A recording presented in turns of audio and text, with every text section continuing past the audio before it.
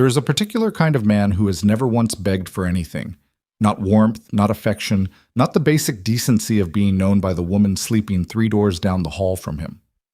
Duke Nathaniel Ashford was that man. He had the jaw for it, the silence for it, the cold architectural precision of a face that had been schooled from boyhood to reveal nothing. He stood at the center of Sotheby's Grand Auction Hall on a Thursday evening in October and felt, beneath the polished surface of everything he was, the faint and inconvenient sensation that his entire marriage had been a very elegant, very expensive performance staged for an audience that had long since stopped watching. He was 41 years old. He had a title, an estate, a wife of 11 years, and the gnawing, humiliating suspicion that he did not know one real thing about her. What happened next, he would later say, was not a decision. It was something older than that. Something that moved through him the way cold water moves through rock. Not fast, not violent, but absolutely inevitable. Tick. The auction hall smelled of old money and fresh ambition. Candle wax, aged cedar from the display frames, the particular cologne favored by men who had inherited everything and spent their lives pretending otherwise.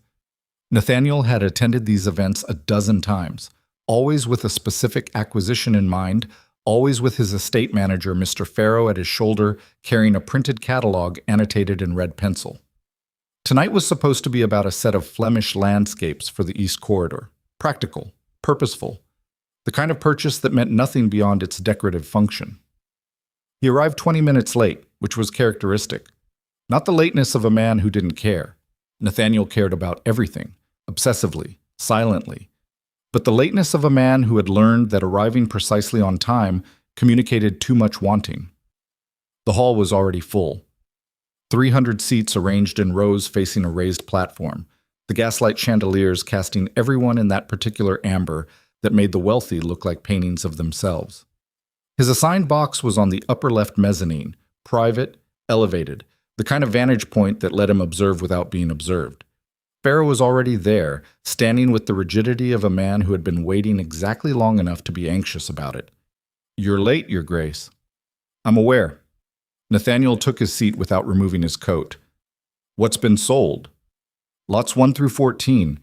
You missed the constable's sketch. It went to Lord Pembury for 800. Good. It was overvalued by at least 250. He accepted the program and scanned the remaining lots with the trained indifference of a man who had spent too many years in rooms exactly like this one. His eye moved down the list. Furniture, silverwork, a collection of maritime charts, a set of portrait miniatures from the Caroline period. Nothing that required attention. And then lot 22. He almost passed over it. The description was sparse. Portrait of unknown woman, oil on canvas, English school, circa 1801 to 1803, provenance incomplete, and the estimated value was listed at 40 to 60 pounds, which in this room was effectively worthless. Paintings with incomplete provenance were social liabilities as much as aesthetic ones. They invited questions. They carried histories their owners couldn't verify or display. But something in the wording caught him. Unknown woman. Not a young noblewoman or study of a female figure or any of the polished anonymous titles that auction houses invented to lend dignity to things they couldn't identify. Just unknown. "What do you know about lot 22? He asked without looking up. Farrow consulted his notes. "Very little, Your Grace. It came from the estate sale of a Mr. Frederick Dunmore, a solicitor from Bristol who died without heirs. The lot was part of a mixed collection, mostly unremarkable. The auction house couldn't establish the artist or the sitter's identity. There was apparently some difficulty verifying the chain of ownership past 1817. Was there? It's not considered a significant lot. The estimate reflects that." Nathaniel said nothing. Downstairs, the auctioneer had moved through lot 18 with practiced fluency and was now holding forth on the virtues of a pair of Regency side tables. The crowd was attentive, patient, well-fed. Everyone in this room was performing some version of themselves. The serious collector, the discreet agent, the aristocrat who pretended not to care about price while tracking every bid with a hawk's precision. He was no different. He had always known that. When lot 22 came up, It was carried to the display stand by two attendants who handled it with the careful, slightly apologetic efficiency of men presenting something they knew would not sell well. The canvas was medium-sized, roughly 24 by 30 inches, set in a frame that had been restored at some point but still showed its age along the lower corners. The painting itself was visible from the mezzanine only in outline and impression, dark background, a pale figure, the suggestion of water and stone behind her. Nathaniel leaned forward. The auctioneer gave the description with professional neutrality. The opening bid was set at £30. There was a brief silence of the kind that falls over a room when everyone has collectively decided something isn't worth the effort of raising a paddle. 30, said a voice from the floor. A dealer, Nathaniel guessed, the kind who bought low-value lots speculatively and sold them on to country house decorators at a modest markup. 35, said another. Then silence again. Nathaniel raised his paddle. 80, he said. The room shifted. Not dramatically. These were people trained to maintain composure. But there was a perceptible adjustment, a slight turning of heads, the micro-recalibration that happens when someone of consequence does something unexpected. The dealer who had opened at 30 glanced up toward the mezzanine and read the situation correctly. He didn't counter. £80 to the gentleman in the upper left box, the auctioneer said, with exactly the right mixture of surprise and professional equanimity. Any advance on 80? Silence. Sold. Pharaoh was staring at him. Your Grace, if you'll forgive me, £80 for an unattributed portrait of unknown provenance seems... Arrange for it to be delivered to Ashford House by Friday. Nathaniel set the paddle down and stood. And Pharaoh, I'd like the complete documentation they have on it. Whatever the estate provided. Certificates, correspondence, anything. Of course. Pharaoh wrote it down with the expression of a man filing information under inexplicable but not worth questioning. Will you stay for the remainder of the lots? The Flemish landscapes are. Another time. He left before the next lot was announced. The drive back to Ashford House took 40 minutes through the city's evening traffic, carriages and carts, and the particular organized chaos of London after dark. Nathaniel sat with the window cracked despite the cold, watching the gas lamps pass in sequence, and tried to understand what he had just done. He was not an impulsive man. That was perhaps the most fundamental thing anyone could say about him. His father had raised him to regard impulse as a form of weakness, the indulgence of people who hadn't yet learned that wanting things openly made you vulnerable to the people who controlled them. Nathaniel had taken that lesson and built an entire architecture of behavior around it. Every significant decision in his adult life had been deliberated, planned, executed with a precision that some people called cold and others called admirable, depending on whether they'd ever been on the receiving end of it. He had purchased a painting tonight that he hadn't planned to purchase, for a sum that was objectively ridiculous given what it was, because of a phrase, unknown woman, and something about the shape of the figure that he had barely been able to see from 40 feet away in imperfect light. He leaned his head back against the carriage seat and stared at the ceiling. The truth was simpler and more uncomfortable than any of the justifications he could have constructed. He had looked at the outline of that woman standing beside painted water and felt something move in him. A recognition so specific and so wrong. Wrong because it should have been impossible, that he had bid on the painting before he'd consciously decided to. She had looked like Celeste, not in the broad strokes of coloring or height. Those could be coincidence. Something in the posture. The precise angle of the shoulders. The way the figure stood slightly apart from the landscape behind her, as though she were present in the scene but not entirely of it. Contained. Self-sufficient. Wearing her own silence like a coat she'd chosen deliberately. That was Celeste. That was so precisely, specifically Celeste that it had knocked something loose in his chest and he'd raised his paddle without thinking. He arrived home to find the house in its usual evening quiet. Ashford House was large enough to swallow sound, 12,000 square feet of Georgian restraint, every room furnished with the inherited certainty of a family that had occupied the same social altitude for 200 years. The staff were efficient and nearly invisible by design. The entrance hall was lit but empty. A footman appeared to take his coat, disappeared again. He went to his study.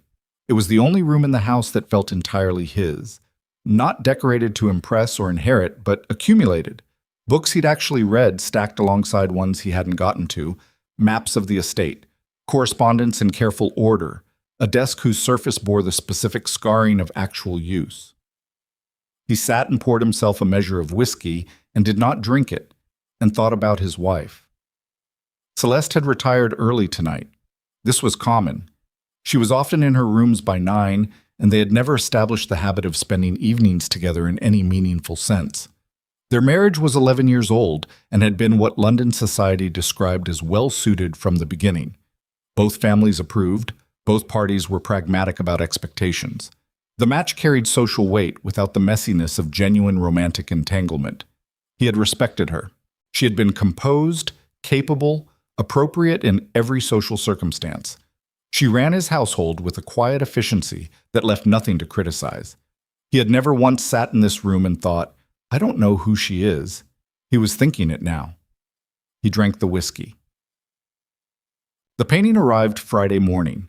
Nathaniel was in the breakfast room when Pharaoh appeared with the news, and he set down his coffee and went immediately to the entrance hall, where 2 porters had leaned the canvas against the wall, still wrapped in its transport cloth. He dismissed the porters, dismissed Pharaoh, and stood alone in the hallway with the painting. He unwrapped it himself. The transport cloth came away in sections, and then the frame, and then the canvas. He stood very still. The painting was more detailed than it had appeared from the mezzanine, and in the morning light that came through the entrance hall's high windows, it was also different in quality from what the sparse description had suggested. The brushwork was careful and unhurried. The painter had been competent, more than competent, working with the restrained palette of the period, but deploying it with a confidence that spoke of real skill rather than academic adequacy. The subject stood beside water. Behind her was a stone manor, low, wide, partially obscured by the trees at the canvas's edge, and the lake in front of it had that particular pewter quality of English water in late afternoon. She wore a pale gray dress, simply cut, with no ornamentation. Her hair was dark, pulled back from her face in a style that was practical rather than fashionable. She was not young in the way portraits of young women typically presented youth, not softened, not decorative. She looked somewhere between 20 and 25, and she was looking directly out of the canvas with an expression that was not quite a smile and not quite sorrow, and was, somehow, both. Nathaniel looked at her for a long time. Then he picked up the painting and carried it to the library, where the light was better. He set it on the reading stand near the south window and stood back and looked at it again. It was impossible. He knew that. He had told himself that in the carriage on Thursday night, and he was telling himself that again now, with the painting in front of him in clear morning light, with no amber gaslight to distort perception. He was a rational man. He did not believe in coincidence as a cosmic force, only as a statistical reality, the inevitable overlap of distinct patterns at particular moments. The woman in the painting had Celeste's jawline, the specific geometry of it, not fashionable, not typical for portraiture of the period, which favored softer angles in female subjects. The jaw of a woman who had made her own decisions and didn't soften her face for anyone else's benefit. The same proportions in the brow, the same quality of stillness, not the arranged stillness of a posed subject, but the genuine interior stillness of someone who had already decided, before the painter ever touched brush to canvas, what they were going to reveal and what they were going to keep. Celeste had that quality. He had noticed it in their first meeting, 11 years ago, in the drawing room of her parents' house in Mayfair. He had thought at the time that it was composure, the carefully trained composure of a well-bred woman at a social occasion. He had spent 11 years in the same house with her and never once questioned that reading. He was questioning it now. The painting had been created between 1801 and 1803. That was what the auction house documentation said, and the style and materials confirmed it. Celeste had been born in 1789, which meant that in 1801 she would have been 12 years old at the youngest, 13 or 14 at the most. The woman in this painting was not 12 years old. She was an adult, perhaps early 20s, perhaps mid-20s, which placed the painting either before Celeste's birth or well outside her possible age at the time, unless the dating was wrong, or unless it was simply someone who looked remarkably, impossibly like her. He sat down in the library chair and looked at the painting for another 20 minutes without moving. Then Celeste appeared in the doorway. She had come looking for a book. This was her habit on Friday mornings, a quiet hour in the library before her correspondence. She came through the door already looking toward the south shelves where she kept her current reading, and then she stopped. Her eyes went to the painting. Something happened in her face. It was small, it lasted less than a second, and Nathaniel would have missed it entirely if he hadn't been, in this moment, watching her with a precision he had never brought to bear on his wife in 11 years of marriage. A contraction. Not shock exactly, but something adjacent to it, something that recognized. Then it was gone, and she was composed again. The Celeste he knew, the one who arrived in rooms like she'd planned every step of her entrance. "You've acquired something new," she said. Her voice was neutral. "At the Sotheby's auction Thursday." He kept his own voice equally neutral and watched her. "Do you know it?" She crossed the room and stood before the painting. He tracked the angle of her body, the way her hands were clasped in front of her. Not agitated, but deliberate, the way you hold your hands when you're actively managing what they might otherwise do. "It's a competent piece," she said. "The handling of the water is well done. Is it attributed?" "No. Unknown woman, unknown artist." He paused. "Unknown provenance, past 1817. "Interesting." She tilted her head slightly. "What made you purchase it?" "I found the subject compelling." She turned to look at him then, and for a moment they were simply looking at each other the way they almost never looked at each other, directly, with nothing between them. Celeste's eyes were gray, the same gray as the dress in the painting, and she held his gaze with exactly the composure he had watched her use in 100 social situations. But there was something underneath it. He could see it now that he was looking. "She's very striking," Celeste said, "whoever she was." "Yes," Nathaniel said. "She is." He let the silence do its work. Celeste was the first to look away, returning her attention to the painting. "Where will you hang it?" "I'm not sure yet." He stood. "I'd like to learn more about it first. The estate documentation came with some materials. Letters, apparently. I haven't looked at them yet." "Letters." Something in her voice. "From the solicitor's estate?" "From inside the frame, actually. The auction house found them during restoration assessment." He picked up the envelope that Pharaoh had set on the reading table, the sealed documentation package, still unopened. "I'll have Pharaoh look into the provenance." "I'm sure it's nothing significant," Celeste said. "Unattributed works often come with fragments of correspondence that don't ultimately connect to anything meaningful." It was a perfectly reasonable thing to say. It was the exact kind of thing a knowledgeable person would say in this context. Reasonable, measured, informed. It was also, Nathaniel noted, the most specific and directed sentence his wife had spoken to him in the better part of a month. "You're probably right," he said. She selected her book. She said good morning with the courtesy that was their established register, and she left the library, and Nathaniel stood alone with the painting and the sealed envelope and the distinct, clarifying, unsettling certainty that his wife had just lied to him. Not loudly, not dramatically, with the practiced ease of someone who had been doing it for a very long time. He opened the envelope alone, after lunch, with the door locked. The documentation from the auction house was thin. 3 pages of provenance notes, a condition report, a brief handwritten note from the estate executor explaining that the items had come to them mixed in with the solicitor Dunmore's personal effects and had not been catalogued separately. Attached was a smaller, older envelope, yellowed at the edges, sealed with wax that had been broken at some point and readhered somewhat carelessly with ordinary paste. Inside, 3 letters and 2 folded sheets of paper that appeared to be sketches. The letters were not dated. They were written in a hand he didn't recognize, neat, angular, economical, on paper of moderate quality, the kind that didn't announce wealth or its absence. The salutation on the first letter read, "To whoever finds this, I leave these here deliberately because I have no safe place to keep them, and destroying them would destroy what they represent." Nathaniel set down the letter and picked it up again. He read the first letter in its entirety, then the second, then the third. By the time he finished, the light in the library had shifted from afternoon to early evening, and his whiskey sat untouched on the table beside him, and the feeling in his chest was not confusion or even suspicion, but something rawer and more specific. The feeling of a man who has just discovered that the floor beneath his feet, which he had taken entirely for granted, is made of something he cannot identify. The letters referred to an organization that had no official name, only a symbol, a small sketch of a compass rose, which appeared in the corner of all three letters and again on both folded sketches. They described in language that was careful and coded, but not careful enough to fully obscure its meaning, a network of houses. Safe houses, the third letter called them directly.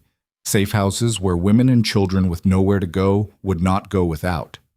The letters described resources, contacts, specific locations in London, Bristol, and Bath.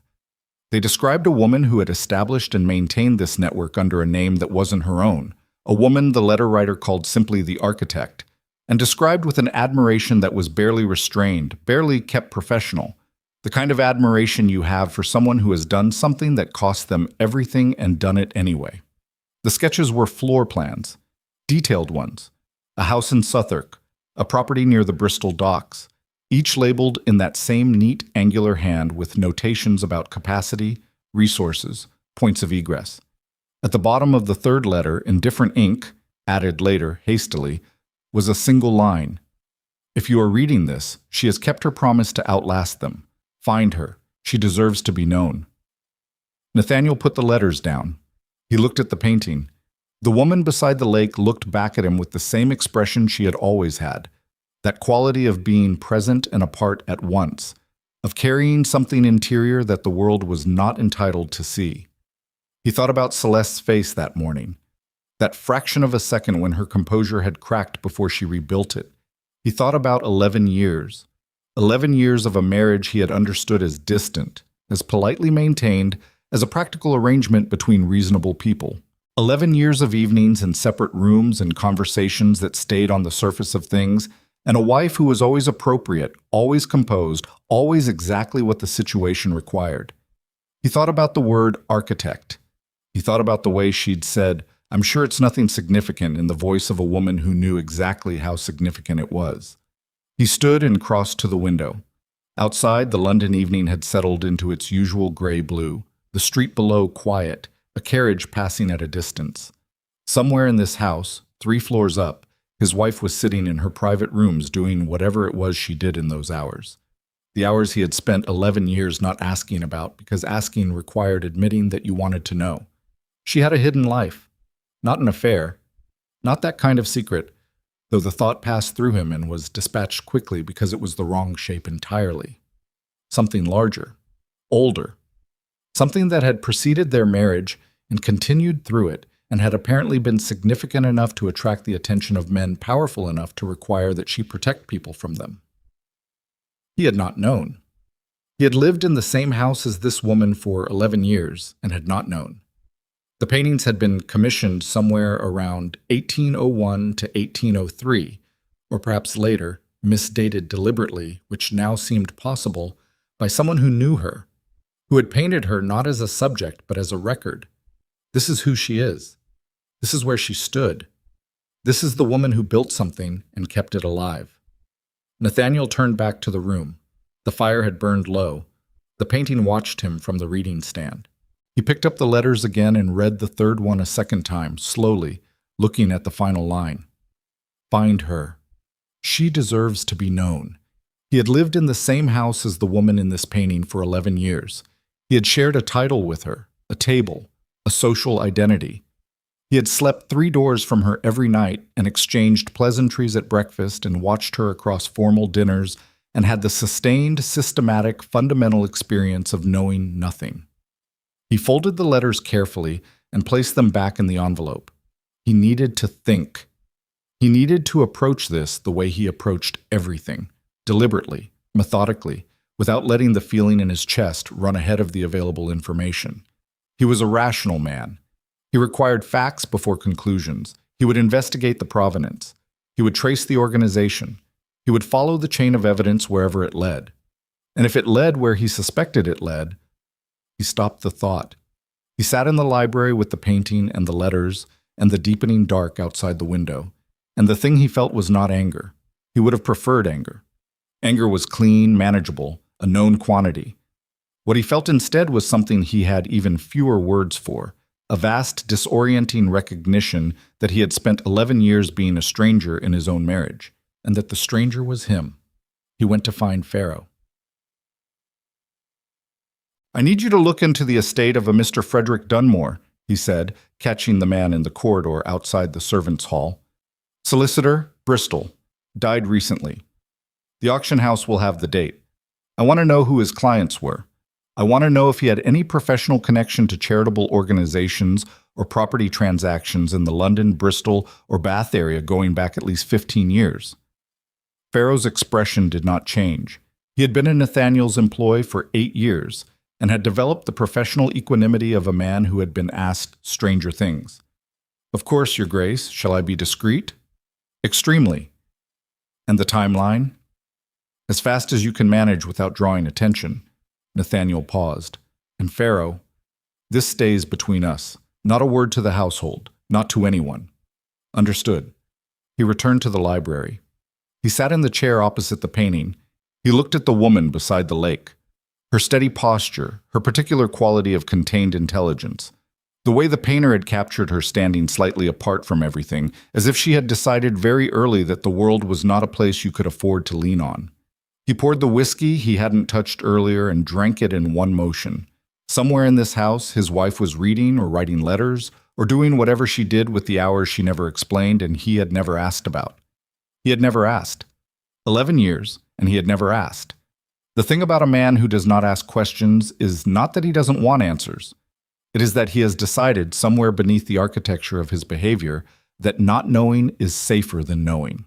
Because knowing requires you to act on what you know, and acting means exposing what you care about, and exposing what you care about means it can be used against you. His father had taught him this. The world had confirmed it, repeatedly. He looked at the painting. The woman in it had spent years, apparently, acting on exactly what she knew. At personal risk, in deliberate secrecy, building something that served people who had no one else. She had done it without safety, without credit, without the kind of recognition that might have protected her, his wife. The thought arrived differently now than it had all day. Not as disorientation, as something harder to name. He was still looking at the painting when, at 20 minutes past 9, the door to the library opened without a knock, which had never, in 11 years of marriage, happened, and Celeste stood in the doorway in her evening dress, her hair down, her composure as absolute as always, but something in her eyes that he had not seen before. She looked at him. She looked at the letters in his hand. "I'd like to explain," she said quietly, "but I need to know, first, how much you've already found." Nathaniel set the letters on the table beside him with the precise, deliberate care of a man buying himself exactly one more second of something he couldn't name yet. "Enough," he said. "Sit down." She closed the library door behind her. And Nathaniel looked at his wife, really looked at her, for what he was beginning to understand was effectively the first time, and understood, with the slow and devastating certainty of a man whose floor had just given way beneath him, that what he was about to hear was going to change every single thing. Not just about her, about himself, about what he had chosen, for 11 years, not to see. The fire crackled, the painting watched from its stand. Celeste sat across from him with her hands in her lap and her gray eyes steady, and the room held its breath. And 3 floors above them, in the room Celeste's personal maid had been paid 20 years of consistent silence to keep undisturbed, a man Nathaniel did not yet know existed. Opened a window and dropped quietly into the London night, carrying with him the last existing copy of a document that, if it reached the men who wanted it, would put every woman and child connected to Celeste's network in immediate and terminal danger. She sat across from him the way a person sits when they have rehearsed this moment in their own mind so many times that the actual arrival of it produces not panic, but a strange, depleting calm. Hands in her lap, back straight, eyes on him without flinching, without apology, without the social lubricant of a smile. Nathaniel looked at his wife and felt something he had no clean word for. Not anger, not betrayal in the operatic sense, but the specific grinding recognition of a man who has just understood that he has been, for a very long time, the least informed person in his own life. "Start," he said, "with the painting." Celeste drew a slow breath. Where did the documentation come from? The letters. Inside the frame. The auction house found them during restoration assessment. He watched her process this, watched the small, precise recalibration behind her eyes. "You knew they existed." "I knew Frederick kept copies of certain materials in unconventional locations. I didn't know where." She paused. "I didn't know the painting had left his possession." "Dunmore was your solicitor." It wasn't a question. She answered it anyway. "For 14 years, yes." The fire had burned down to its working core, orange and economical, throwing more shadow than light. Nathaniel didn't move to add wood. The slight chill that was developing in the room felt appropriate, felt like the right atmospheric condition for what this conversation was. "The letters mention an organization," he said. "No formal name. A compass rose mark. Safe houses in London, Bristol, Bath." He watched her face. "They call you the architect." Something crossed her expression. Not pride, not exactly. Something more complicated. The look of a person hearing their own name said by someone who has only just learned it. "That was Frederick's word," she said quietly. "Not mine." "What word would you use?" She looked at the painting for a moment, then back at him. "I would say I built something that needed to exist because nothing else did." Tatsam. She had started it in 1806, she told him, 4 years before they met. She had been 22 and had spent the previous year watching what happened to a woman, a cousin of a friend, connected to her peripherally enough that no one expected her to act, who had left a violent household with 2 children and nowhere to go. The woman had ended up, through a sequence of circumstances that were entirely predictable and entirely preventable, in conditions that Celeste described with a clipped declarative precision that made them worse somehow than embellishment would have. There were people who wanted to help, she said, and nowhere to direct that help that didn't involve those women being visible in ways that made them targets. "So you built the infrastructure." "I used my father's property connections. I had access to his solicitor, Frederick, through estate business. I understood enough about how property ownership could be structured to make locations difficult to trace." Nathaniel turned this over. He was building the timeline in his head, laying it over everything he knew about his wife, which he was understanding, systematically, was almost nothing. "And when we married, you continued." "Yes. Under my name, using the social position of the Ashford title. Never using your name directly." She met his eyes. "Never exposing you. That was a condition I set for myself before we married. If it ever came apart, it would come apart around me and not touch you." The room was very quiet. Nathaniel stood and walked to the window. Outside, London in its late-night mode, near empty streets, the occasional carriage. He put one hand on the frame and looked out and felt the specific vertigo of a man whose understanding of his own history is being actively rewritten in real time. The thing was, and this was the part that he could not, even now, dress up into something manageable, but she had made a decision about what he could handle. She had assessed him before their marriage or early in it and concluded that he was someone to be protected from the truth of who she was. Not deceived maliciously. Protected. Which was, depending on how you looked at it, either worse or precisely the same. He turned around. "Who knows?" he asked. "Currently, who knows you're connected to this?" Celeste's expression shifted in a way he had never seen from her before. Something careful coming down, something less managed replacing it. "Frederick knew everything. He's gone now." She stopped. "There are 3 women who helped run locations in the network. They know me by the name I used. They know the work. They don't know I'm Lady Ashford. And the men the letters reference, the powerful noble families whose crimes you helped expose." He crossed back to his chair and sat, leaning forward, elbows on his knees. "Are they still a threat?" The silence that followed lasted exactly long enough to confirm the answer before she said it. "Yes?" He made her give him names. She resisted for approximately 4 minutes, long enough for him to understand that the resistance was not about protecting him and was instead about the specific practiced habit of a woman who has kept certain information separate from everything else in her life for so long that releasing it feels structurally dangerous, like removing a load-bearing wall. Celeste. His voice had gone flat. Not cold. Something more precise than cold. The tone of a man who has moved past the emotional turbulence into the part where he simply needs information to function. I am not asking for a summary. I am asking for names. She gave them. Lord Harwick Bellamy, second in line to the Bellamy earldom, currently holding a position on the Board of Trade. He had, 11 years ago, been implicated. Through the testimony of two women Celeste had helped relocate from his household, in a financial scheme that had ruined 3 families and been constructed to look like legitimate speculation. The evidence had surfaced through an inquiry that had been quietly buried. Bellamy had kept his position. Sir Edmund Crane, Baronet, investment interests throughout the north of England, connected to Bellamy through shared legal representation. The two of them had, over the course of nearly a decade, accumulated a body of documentation, letters, contracts, witness statements from the women in Celeste's network that could, if presented correctly, end both their public careers and expose a number of affiliated parties. That documentation, Nathaniel said, where is it? Distributed, Celeste said, across multiple locations. No single location holds everything. That was deliberate. If one site was compromised, the complete picture would survive. And Dunmore held one piece. Yes. Her jaw tightened. Which is why the painting being sold at auction is a problem. He stood again. He was having difficulty staying still. The kind of thinking he did best was physical.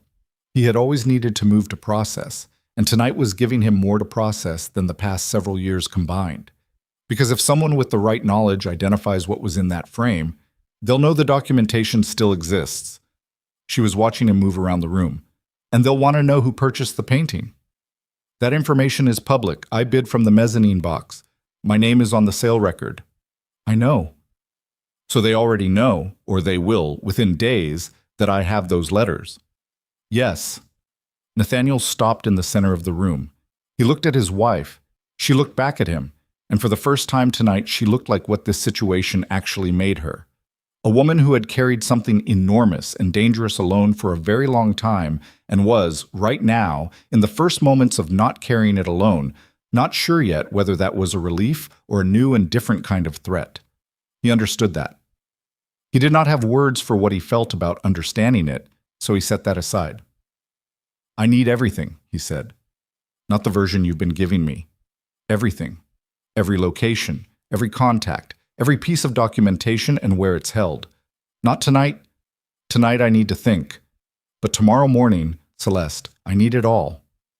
Nathaniel, I am not angry. He said this with care because it was almost true and he needed it to be true for what came next.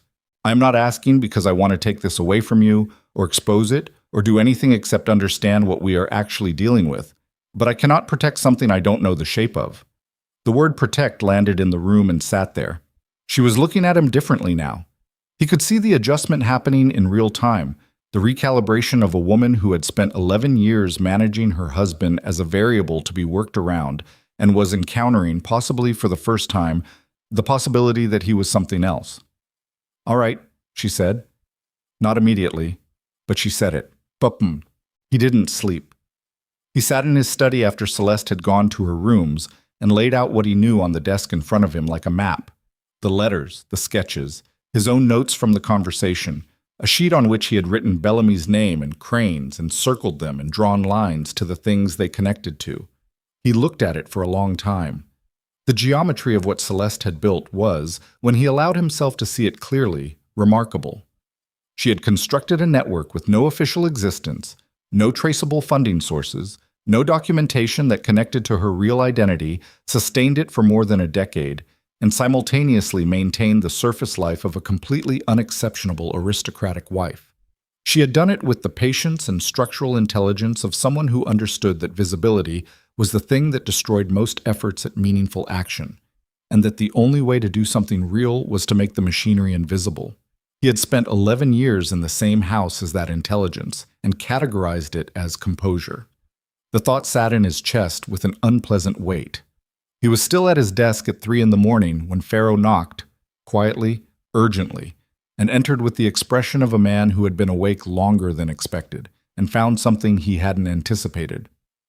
"Your Grace, you said to come to you immediately if anything developed on the Dunmore inquiry."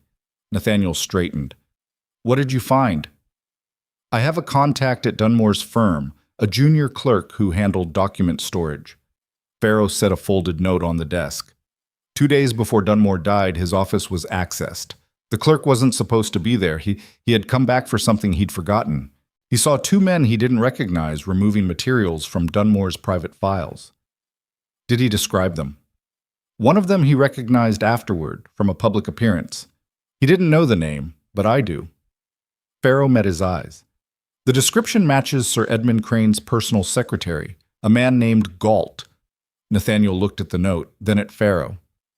And tonight, the man who left through the window 3 floors up, was there a man?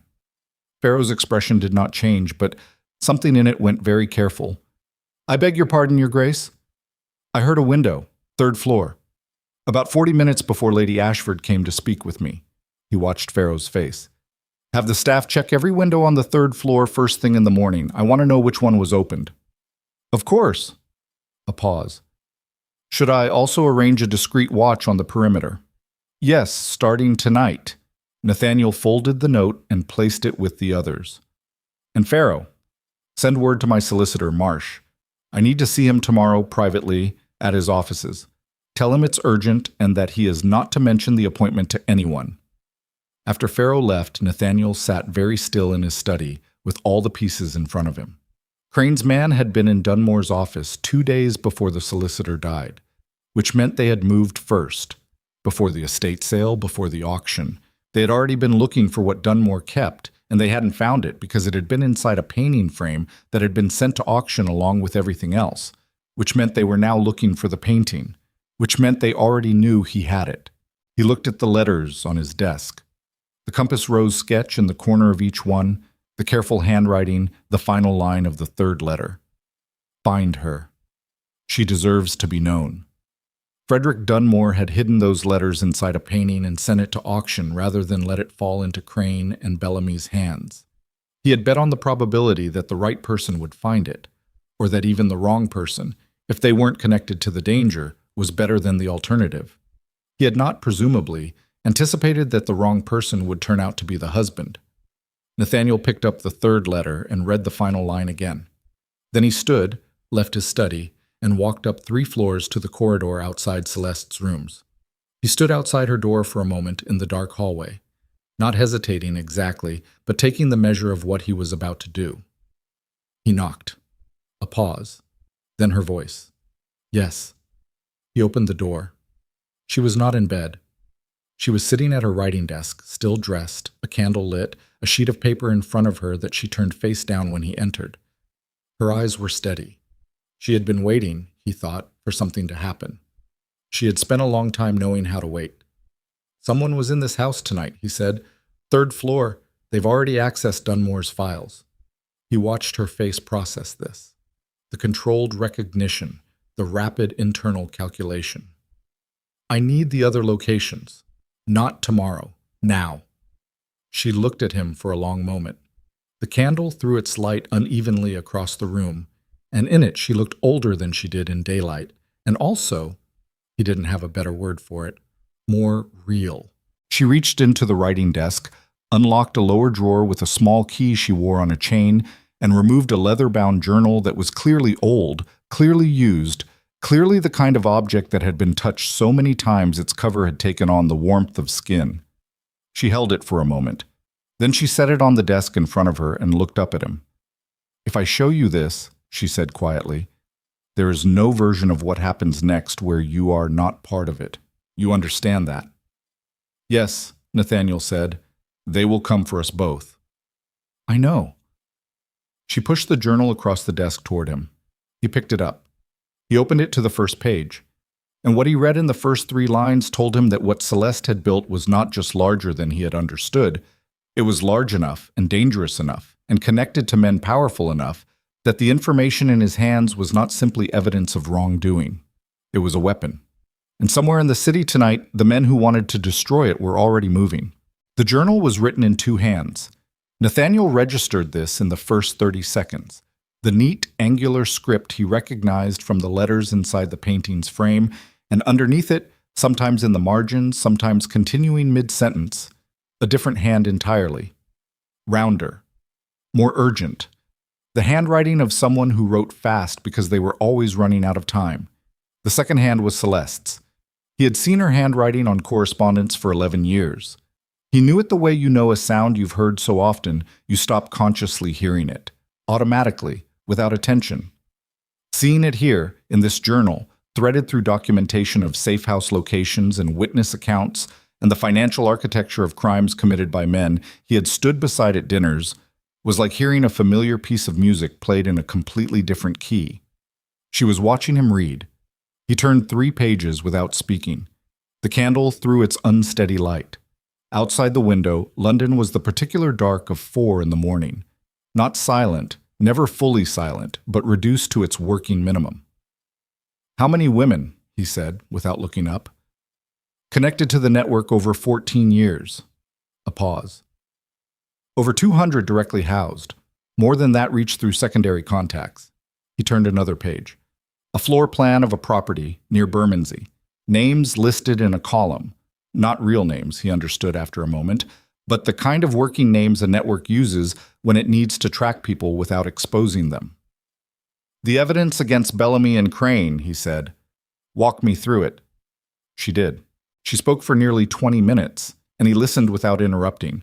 And what she described was not, as he might have constructed it in his mind before tonight, the charitable impulse of a well-meaning woman who had stumbled into something larger than she intended. It was a sustained, intelligent, methodical, legal construction. She had spent years building a case that a professional solicitor would have been proud to present, using the testimony of women that the law had no formal mechanism to protect, and turning it into documentation that could not be dismissed.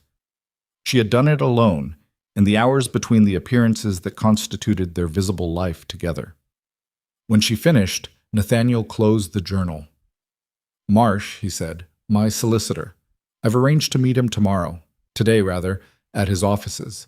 He has access to the right channels to present this material without it coming back directly to us." "Marsh is competent," Celeste said carefully, "but this isn't a straightforward presentation. Bellamy has relationships across the legal establishment. We need someone who can—" "I know what we need." He stood. The sitting still had become impossible. His body had moved ahead of his thinking into the register of action, of logistics, of the particular momentum that comes when a man has decided to do something and is now simply solving for how. "I'll need 2 days to arrange the protection around the network locations before we move on the documentation. If Crane's people are already looking—" "Nathaniel." Something in her voice stopped him, not volume, the quality of it, a specific controlled tension he had not heard from her before. He turned. She was looking at him with an expression that was difficult to read, not because it was composed, but because it contained too many things at once. He had spent 11 years reading Celeste's face as composed, and had been, he now understood, reading only the surface. "I need you to understand what you are choosing," she said. "Not as an abstraction. These men are not simply powerful. They have spent a decade making certain that anyone who moved against them found the ground removed from underneath them. Frederick is dead. The circumstances were called natural, and I have never been certain that they were." The fire had burned down to almost nothing. The room was noticeably cold. "I understand," Nathaniel said. "You understand the idea of it." She stood, and he saw in the movement the specific tiredness of someone who has been carrying weight for a very long time and is not sure yet whether setting it down will feel like relief or collapse. I have watched men decide they understood and then discover that the reality of it, the speed of it, the way they move, is different from the concept. He looked at his wife. The candle was behind her, and her face was half in shadow, and she looked, for the first time in 11 years, like someone he didn't have to invent a version of. "I am not most men," he said. It wasn't a boast. It was a statement of the same flat precision he'd used all night. And I have been standing in this house for 11 years while you carried this alone. That ends tonight. She held his gaze for a long moment. Then she nodded once, small, contained, but real. He left her rooms at 4:30 and went directly to find Pharaoh, who had, with the professional sixth sense of a man who had served a demanding employer long enough to anticipate escalation, not gone to bed at all, and was waiting in the ground floor corridor with the expression of a man who had already prepared himself for instructions. "The third floor window," Nathaniel said. "East corridor." "The latch was forced from outside, Your Grace. Recently, the wood still shows fresh splintering. Someone came in that way, not out." Nathaniel processed this in silence. Came in. Not the man he'd imagined leaving with documents. Someone who had entered, who had been inside the house while he and Celeste sat in the library 2 floors below and talked with the careful intensity of people who believed they were having a private conversation. "What's on the 3rd floor?" he said, more to himself than to Pharaoh. "Guest rooms primarily, the linen storage, the archive room where the estate records—" "The archive room." They went up together. The archive room was off the east corridor, a mid-sized space where Nathaniel kept bound records of estate management going back 3 generations, correspondence files, documents he referenced occasionally, but not frequently enough to keep in his study. It was organized, dustless, unremarkable, except that the estate correspondence files for the previous 4 years had been pulled from the shelf and left in a disordered stack on the table, several folders open. Someone had been looking for something specific, something they expected to find in records connected to Nathaniel's public professional life. He stood in the archive room doorway and felt the first clean edge of genuine cold anger, not the complicated, difficult to categorize emotion of the library, but something simpler and more operational. Someone had been inside his house, had moved through it while he sat 30 feet below, ignorant, having the most significant conversation of his marriage. "Get me the name of the best private inquiry agent in London," he said. "Not connected to any of the established firms. Someone who works independently." "I know of a man," Pharaoh said. "Retired from the Metropolitan. Discreet. Contact him before 8. Get." He met Marsh at 9. The solicitor's offices were in Holborn, 3 floors above a tailor's shop, reached by a staircase that Nathaniel had climbed perhaps a dozen times over the years, always for purposes that were straightforward and manageable. Property transfers, will amendments, the ordinary legal maintenance of a large estate. He arrived to find Marsh at his desk, alert, with the particular attentiveness of a man who had been told the meeting was urgent and had taken that seriously.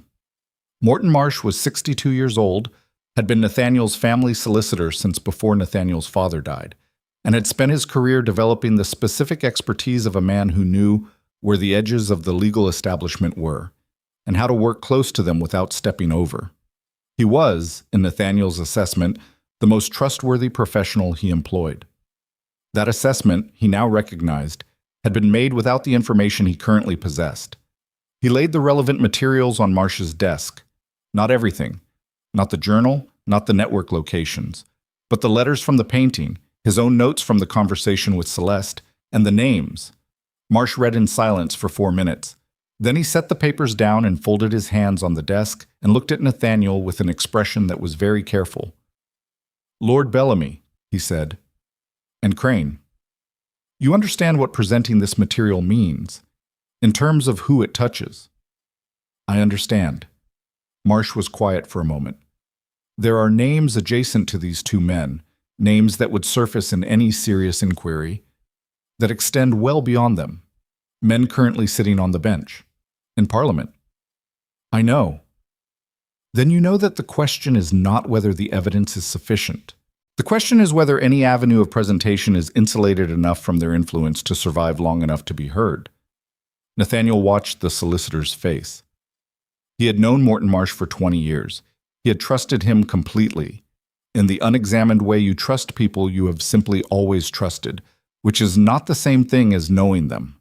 Something about the careful quality of Marsh's expression, the specific controlled neutrality of it, produced a sensation at the base of Nathaniel's spine that he had learned over a lifetime to take seriously. What would you recommend? Nathaniel said, keeping his own voice completely even. I would need time to assess the proper channel. Given the sensitivity, Marsh paused. I think it prudent that I review the complete documentation before we discuss strategy. Could you leave these materials with me and return tomorrow? Leave the materials. Nathaniel looked at the papers on the desk. He looked at Marsh. He ran back through everything he knew about the man.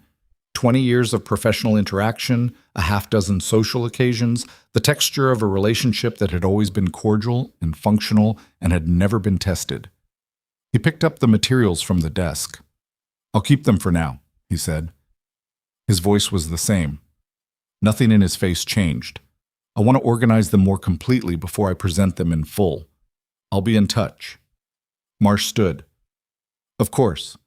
I understand entirely. The meeting ended with the professional warmth of two men who understood each other perfectly. Nathaniel went down the staircase and into the street and walked half a block before he stopped in a doorway and stood, very still, and let the reality of what had just happened settle into him with the slow, leaden certainty of something you cannot unknow once you've known it. Morton Marsh had not asked a single question about the women. Not one. A solicitor presented with evidence of a 14-year charitable network and the testimony of over 200 victims, and his first response had been to inventory the powerful men adjacent to it. Marsh knew. Not maybe. Not probably. The specific quality of that careful neutrality, Nathaniel had seen it before, in negotiation rooms, in the faces of men who had already decided which side of a transaction they were on and were now managing the reveal. Marsh had seen Bellamy's name and recalibrated in real time, and the recalibration had gone toward the man he calculated could do him more damage. 20 years. Nathaniel stood in the doorway and felt something happen inside him that he had no language for. The structural failure of a load-bearing assumption, the sensation of a floor he had stood on for decades revealing itself as built on something he had never examined. He had handed Morton Marsh the first real evidence of where this was going, and Marsh was going to move that information before the day was out. He had perhaps 6 hours. He walked back toward Ashford House at a pace that was not quite running. Celeste was in the library when he arrived. She had the journal open and had been writing, additional notes, cross-references, the kind of work you do when you're preparing to finally give something over. She looked up when he came in and read his face before he spoke. What happened? She said. He told her. Clean and fast, no ornament. She listened with absolute stillness, and when he finished, she looked at the journal in front of her and then at the window, and her jaw set in the specific way he had observed in her face tonight for the first time, and was already beginning to recognize as her particular expression for a worse case that she had always known was possible. Marsh has been connected to Bellamy's legal circle for at least 6 years, she said. I knew of the connection. I didn't know you used him. You didn't tell me. I didn't know you would need to. Her voice was level, but something underneath it was not. I didn't know you were going to walk into his office with their names on a piece of paper. Nathaniel said it without accusation. He was past accusation. Accusation required surplus emotional energy, and he had moved into a register where every available resource was being redirected toward solving the immediate problem. How long before he contacts Bellamy? If he's cautious, tonight. If he's frightened, within the hour. Then we move now, not tomorrow, not with additional preparation. Now. He crossed to the desk. The documentation at the other locations, which is the most critical. Which piece, if they get to it first, makes the rest unwinnable? Celeste stood. She was already moving, past the library's slow rhythms and into something faster and more decisive, the version of herself she had apparently been operating as for 14 years when no one was watching. Bristol, she said. There's a property near the docks. The primary financial records are held there, the contracts, the evidence of the money movement. Without those, the witness testimony becomes difficult to anchor. Can you get to Bristol and back in 48 hours? Yes. But I can't go alone. If Marsh is already, you won't go alone. He was already at the door. I'm coming with you. She stared at him. Nathaniel, do you have a faster argument than I have time for? He looked at her directly. Not a challenge, a question, Flat and genuine. The question of a man who has already done the calculation and arrived at the answer and is asking only whether she has information he doesn't. She didn't. "We leave within the hour," he said. "Pack nothing that announces who we are. Tell no one. Not the staff, not your maid. If anyone asks, we've gone to the Ashford country estate for the weekend." He went to prepare. In the hallway, moving toward his rooms, Nathaniel passed the library door and caught in his peripheral vision the painting on its stand. The woman beside the lake, her contained posture, her particular quality of being absolutely herself with no performance for anyone's benefit. He did not stop, but something in him, the part that had spent 11 years categorizing what he felt as manageable, as contained, as not requiring examination, registered the painting's presence with a vividness that had nothing to do with aesthetics, and everything to do with the specific sensation of a man who is moving towards something real for the first time in a very long time, and discovering that real things are both heavier and more alive than the comfortable fictions he had built to replace them. Pharaoh met him on the landing. "Your Grace, the inquiry agent—" "Cancel it. I need the carriage prepared for a journey. Unmarked livery if we have it." He took the stairs 2 at a time. "And Pharaoh, if Morton Marsh contacts this house today, you are not to confirm where I've gone. Tell him I'm unavailable, nothing more." Pharaoh absorbed this without visible reaction. "And if he presses?" Nathaniel reached the top of the stairs and turned back. "He won't press," he said. "He'll already know it's too late." He went to his room and opened the drawer where he kept the small, flat case that had sat untouched for 7 years, the one that held the 2 items his father had given him on the occasion of his 21st birthday, along with the instruction that a man who could not protect what was his did not deserve to hold it. He opened the case, looked at what was inside, closed it again, and put it in his coat pocket. He had built an entire life on the principle that the only way to protect what mattered was to never let anyone see that it mattered. It was a survival strategy. He understood that. He had used it for 41 years, and it had worked, in the narrowest, most technically accurate sense of the word worked, because nothing he had ever kept at that emotional distance had ever been at real risk. The women in Celeste's network were at real risk. Celeste was at real risk. And he had spent 11 years in the same house as the most significant person in his life, operating on the assumption that distance was the same as safety. He went to find his wife. They had 1 hour, and somewhere on the other side of it, men who had been operating without consequence for a decade were moving. And for the first time in 14 years, they knew exactly who they were moving against, which meant this was no longer a story about secrets. It was a story about what 2 people would do when they had nothing left to hide behind. The carriage left London before dawn.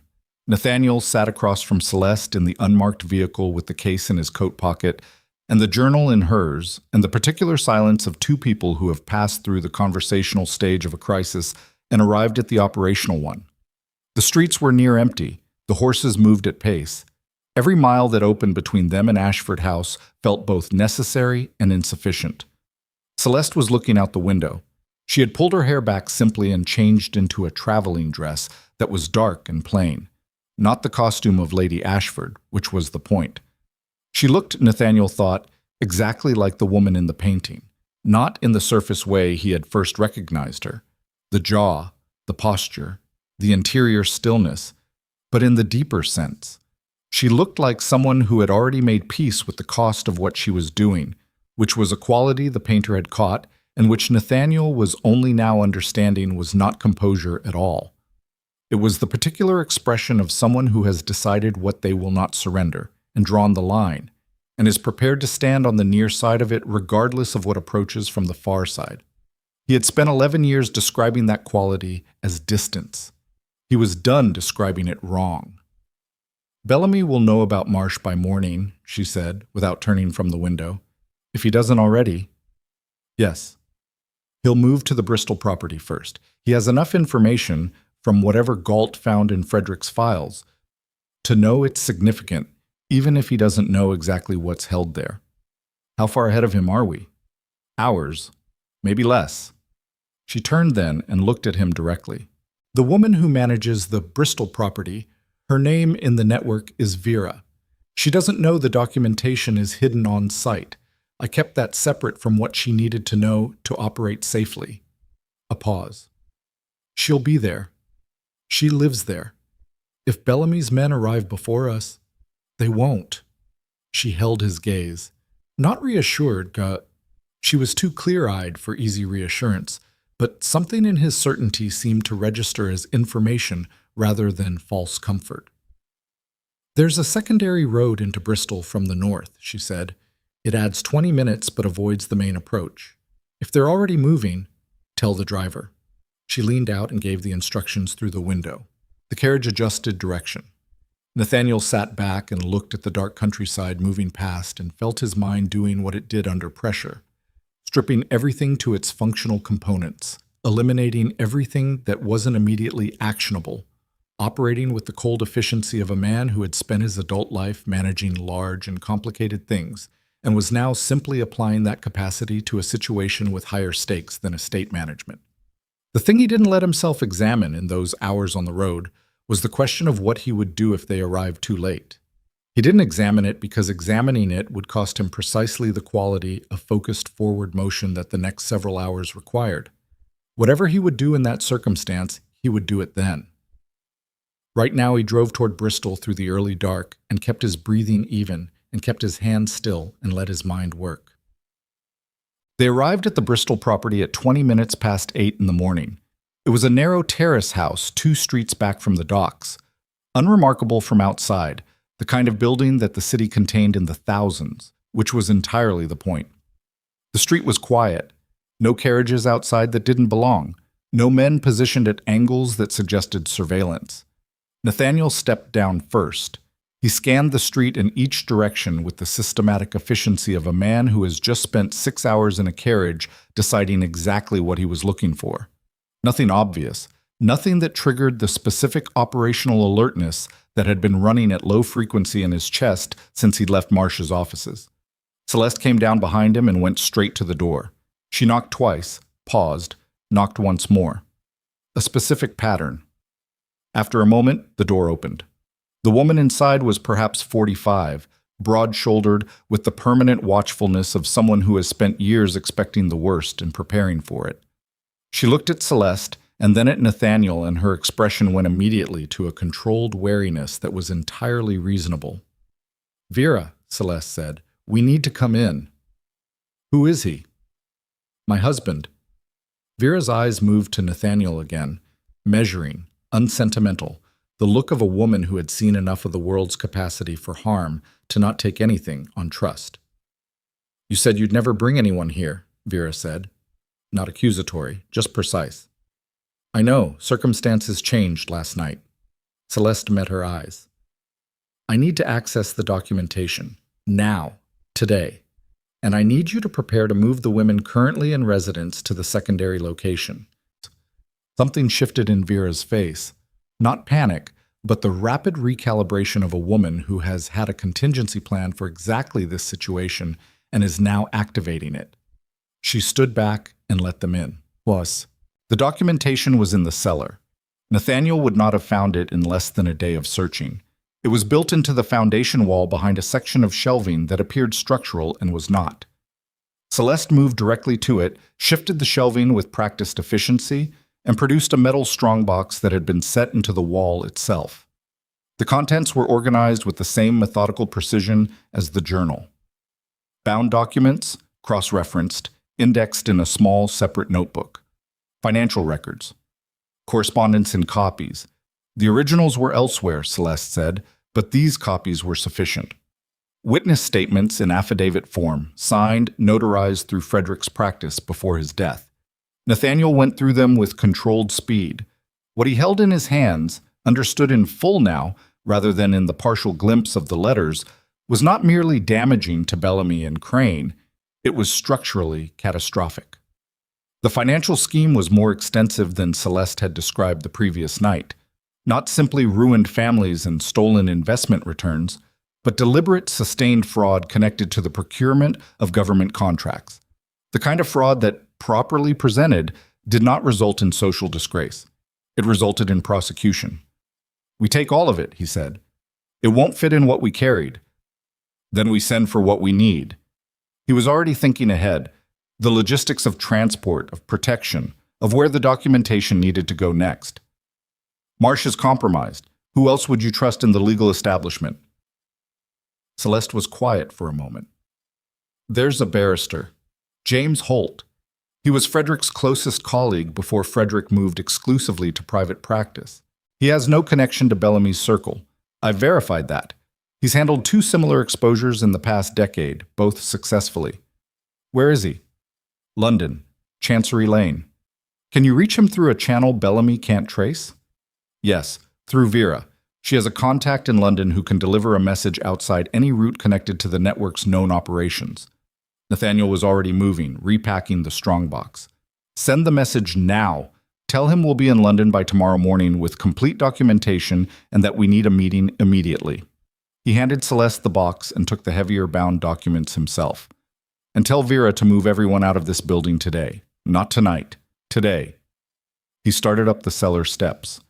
That was when he heard the sound from the street above. It was not loud, a carriage stopping, nothing unusual in itself, but it was followed by the specific quality of silence that falls when several people are moving with deliberate quietness toward a shared objective. Nathaniel stopped on the stairs.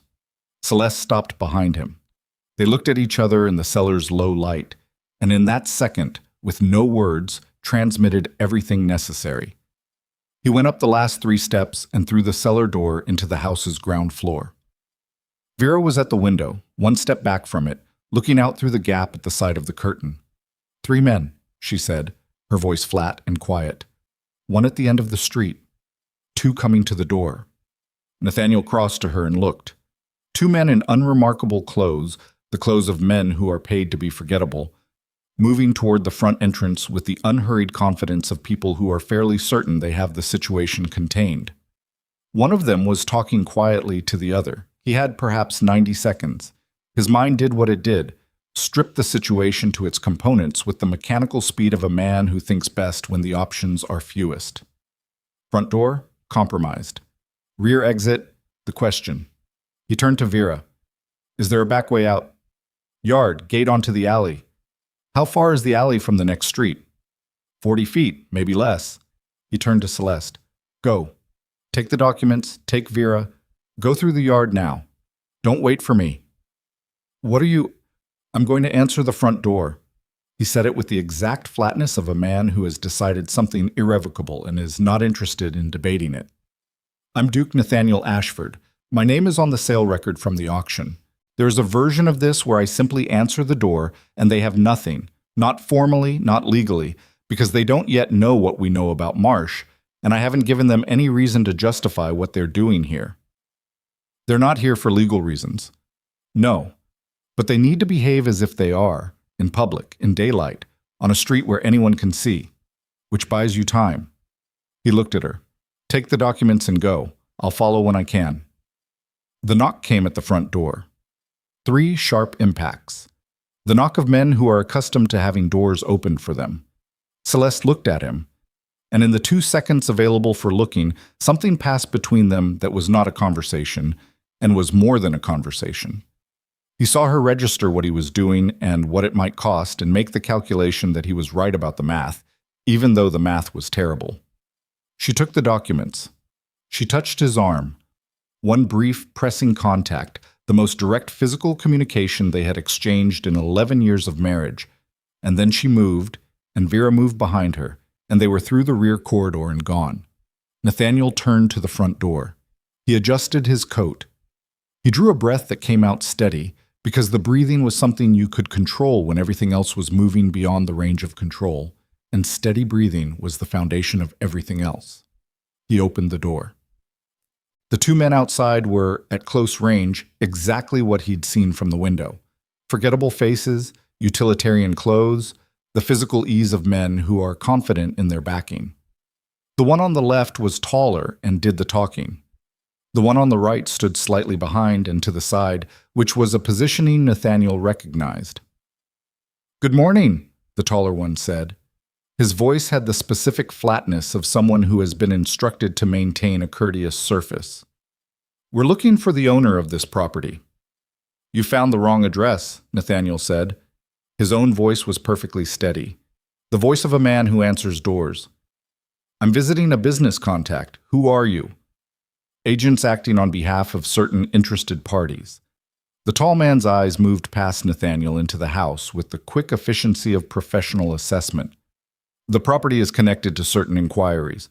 We'd like to speak with whoever's currently in residence. The name of your principal, Nathaniel said. The man's eyes came back to his. A pause. The pause of someone recalibrating because the person in front of them is not behaving the way they expected. That's not something I'm in a position to... Then you're not in a position to enter this property, access its residents, or conduct any inquiry that requires my cooperation. Nathaniel kept his voice in the same register. Flat, unhurried, the voice of a man who knows exactly what ground he stands on. If you have a legal instrument authorizing your presence here, present it. If you don't, this conversation is concluded. The tall man looked at him for a long moment. Behind him, the third man at the end of the street had moved closer. You're Duke Ashford, the tall man said. Not a question. I am. Sir Edmund Crane would like to speak with you, at your convenience. The words "at your convenience" carried no warmth. He suggests that matters of mutual interest would be better resolved through direct conversation rather than... A small pause. Other means. Nathaniel looked at the man. He looked at the one behind him. He looked at the third one at the end of the street, who had stopped walking and was waiting with the particular stillness of someone who has been told to hold position. 3 men in daylight on a public street. They could not touch him here, not without consequences they were not yet prepared to absorb. That calculation was correct. What was also correct was that this daylight courtesy was the version they were trying first, and it was not the only version available to them. Crane knew he had the documents. Marsh had moved faster than Nathaniel had hoped. Tell Sir Edmund, Nathaniel said, that I'll be in London tomorrow. If he wishes to speak with me, he knows how to send a formal communication. He held the man's gaze with the absolute steadiness of someone who is afraid, and has decided that his fear belongs to him and no one else in this conversation gets access to it. Good morning. He closed the door. He stood in the hallway for exactly 3 seconds.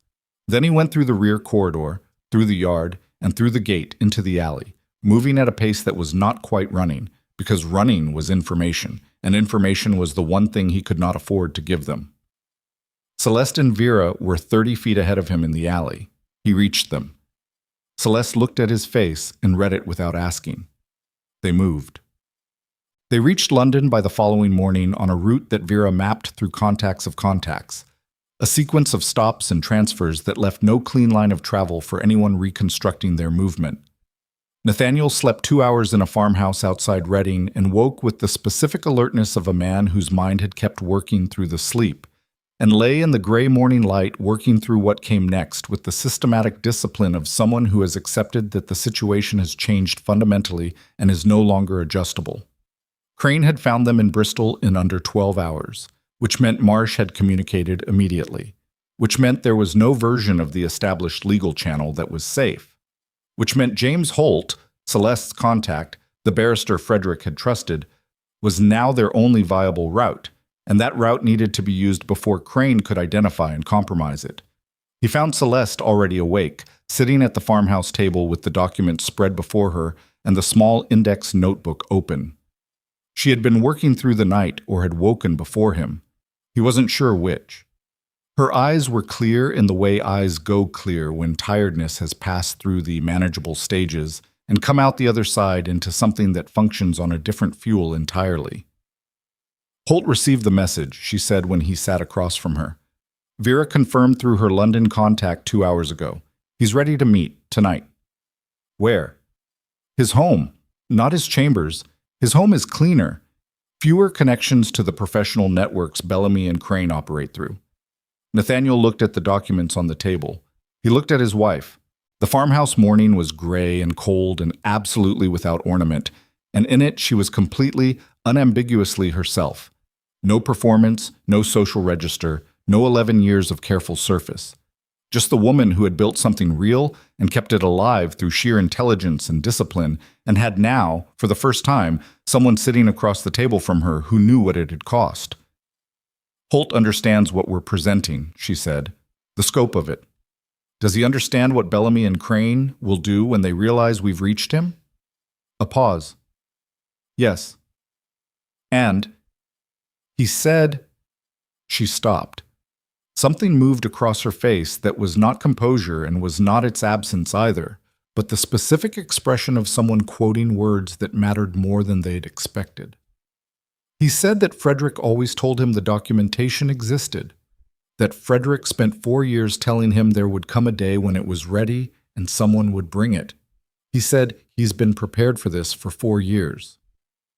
The fire in the farmhouse grate put out its ordinary heat. Outside the window, the morning fields were beginning to catch the first gray light. Nathaniel reached across the table and placed his hand over hers. Not a dramatic gesture, just his hand on hers. The straightforward physical fact of it, contact between two people who have moved through something that reorganizes you from the inside and come out knowing things about each other and themselves that they didn't know before. She looked at his hand, then at his face. "When this is over," he said, "I want to know everything, not the documentation. Everything. Every year of it. Every decision. What it cost you." He held her gaze. "I understand if that takes time. I have time." She was quiet for a long moment. The kind of quiet that is not absence of response, but presence of something too significant to handle quickly. "All right," she said.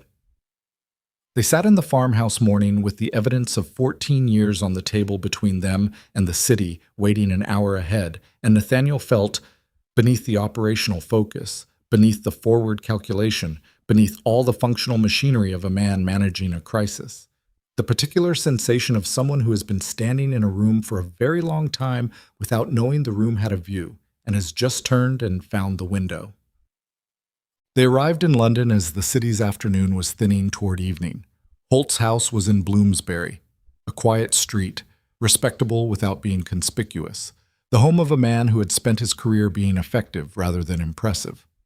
Nathaniel and Celeste arrived on foot from 3 streets away, having left the carriage at a livery yard with instructions that asked no questions. They were 20 feet from Holt's front door when Nathaniel saw the light. Not in Holt's house. Next to it, the house on the left, where the ground floor curtains were pulled but showed, at the lower edge, the unmistakable moving light of a lamp held by someone walking through a darkened room. He stopped. Celeste stopped beside him and followed his sight line and went very still. "That house has been empty for 3 months," she said quietly. "The owners are abroad. I know this street. I've used it before." Nathaniel counted the angles without moving his body. The house on the left, the man who would be at the far end of the street. There always was one. Holt's front door, which was 40 feet ahead, and might as well be 40 miles if the men inside the adjacent house had already identified Holt as the destination. They had not come through Bristol, and a night in a farmhouse, and a morning of absolute forward motion to be turned around 20 feet from the end of it. He turned to Celeste and spoke at a volume that carried no further than her ear. The message to Holt. Was it confirmed that he received it and no one else? Through Vera's contact? Yes. Then they're not here because of Holt. They're here because they followed us from Bristol, and we didn't lose them cleanly enough.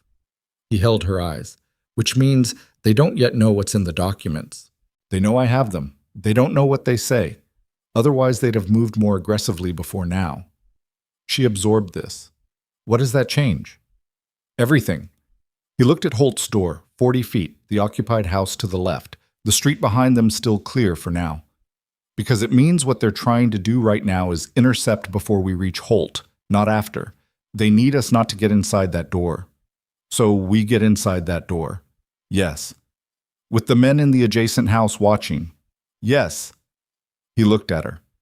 In about 90 seconds, before whoever is on their way here arrives and the situation becomes substantially more complicated. Celeste looked at the door. She looked at the house beside it. She looked at Nathaniel with the expression of a woman who has spent 14 years doing difficult things that other people would have called impossible, and has learned that the difference between the two is mostly a question of whether you stop moving. "Then we move," she said. He took her hand, practical, not sentimental, the grip of two people moving together with shared purpose. and they walked toward Holt's front door at a pace that was absolutely unhurried, because running was information, and information was the one thing they could not give away, and because there are moments when the most dangerous thing you can do is look exactly like what you are. Two people who have decided where they're going and cannot be stopped. 30 feet. The light in the adjacent house shifted. 20 feet. Nathaniel heard from somewhere behind them on the street the sound of a carriage moving faster than a carriage should move on a residential Bloomsbury street at dusk. 10 feet. He raised his hand and knocked on Holt's door. And in the 3 seconds before it opened, 3 seconds in which the carriage behind them was closing distance, and the light in the adjacent house had gone still, and everything in the next minute would depend on what happened when this door opened, Nathaniel felt something that he could not have named that morning in the farmhouse, and could not name now, but recognized as the thing that had been missing from his life for 41 years. Not safety, not control. Something older than both. The sensation of standing at the exact coordinates where what you are meets what the world requires of you, with nothing between them. The door opened, and behind them, the carriage stopped. The door opened, and James Holt was already moving. He was a compact man in his late 50s, gray at the temples, with the specific economy of movement of someone who has spent decades in rooms where composure was the only available weapon. He took in Nathaniel and Celeste in one glance, took in the street behind them in another, and stepped back without a word. They were inside before the carriage behind them had fully stopped. Holt closed the door. The entrance hall was dim, one lamp burning low, deliberately, Nathaniel understood, the house presenting itself as unoccupied to anyone observing from outside. Holt led them through to a rear sitting room that faced the garden rather than the street, closed that door too, and turned. "How close?" he said. "The carriage stopped as you opened the door," Nathaniel said. "Men in the house to your left. Occupied since at least this afternoon. 2 on the street, possibly more." Holt absorbed this with the flat efficiency of a man processing tactical information. "They've been watching the street since this morning. I noticed the shift change at noon." He looked at Celeste. "You brought everything." "Everything from Bristol. The secondary locations are intact. They don't know about those yet." "That may change quickly." Holt moved to the desk in the corner of the room and unlocked the lower drawer with a key he kept in his waistcoat pocket. He removed a thick envelope and set it on the desk. "I've spent the past 18 hours preparing. Frederick left instructions with me 4 years ago. Not just the expectation of this documentation, but a specific legal pathway. There is a judge. He is the one man in the relevant jurisdiction whose distance from Bellamy's network I can verify absolutely." He looked at them both. "His name is Alderman Cross. He sits on the King's Bench. He has been waiting, without knowing specifically what he was waiting for, since Frederick came to him 3 years before Frederick died." The room was very quiet. Outside, barely audible, the sounds of the Bloomsbury evening. A horse, a door. The ordinary city continuing its ordinary life at 10 feet of distance from something that was about to change the shape of it. "Frederick built the exit before he built the door," Celeste said. Not quite to herself. The recognition in her voice was the specific kind that comes from understanding, very late, the full depth of something you thought you already understood. "He did," Holt said. "He was the most careful man I ever knew." A pause. His brief, contained. "He was also my closest friend for 30 years. I intend to make what he built count for something." Nathaniel set the documents on the desk. Holt looked at them. Then the 3 of them sat down, and they worked. They worked through the night, not in the dramatic sense of crisis. No one burst through the door, no confrontation materialized from the watched street outside. What happened was slower and more real than that. 3 people in a back room in Bloomsbury constructing, with meticulous care, the legal architecture of an exposure that could not be dismantled once it was set in motion.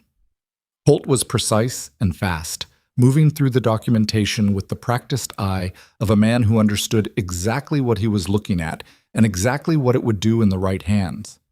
He asked Celeste questions, and she answered them without hesitation, the 2 of them building the evidentiary structure with the specific shorthand of people who share a professional language. Nathaniel watched his wife work and felt something he had no precedent for. It was not pride, though it contained something adjacent to it. It was the more complicated sensation of being present at the revelation of a full human being, of understanding that the woman he had categorized as composed and distant was composed because she had been doing something that required absolute composure, and had been doing it alone, and had never once in 11 years required him to acknowledge the cost of that. He had not acknowledged it. He had not even seen it to acknowledge. The thing a man learns when he has lived inside his own assumptions for long enough and then has them stripped away is not simply that he was wrong about the specific facts. It is that the mechanism of the wrongness, the habitual not looking, the comfortable categorizing, the maintenance of a distance that felt like sophistication, is something he constructed himself. No one built that distance for him. He chose it, repeatedly, because proximity required something from him that he had decided was too much to give.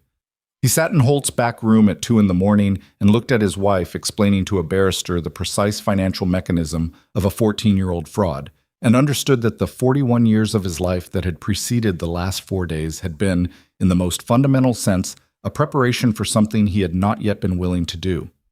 See clearly. Stay present. Not manage. Be there.